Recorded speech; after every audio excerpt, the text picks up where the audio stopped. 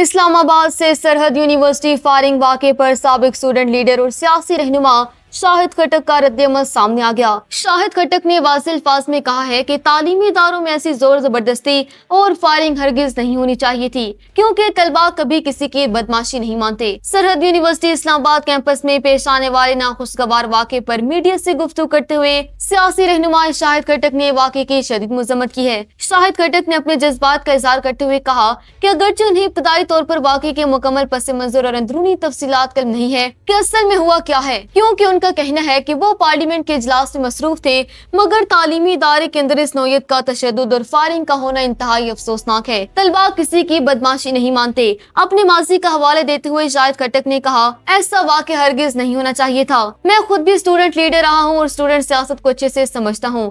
طلباء کسی کی بدماشی یا دھونس کو کبھی تسلیم نہیں کرتے۔ انہوں نے واضح کیا کہ تعلیمی اداروں میں طلباء کی مسائل کو بات چیت اور انتظامی حکمت عملی سے حل کیا جانا چاہیے، نہ کہ طاقت کے استعمال اور اسلحہ لہرانے سے۔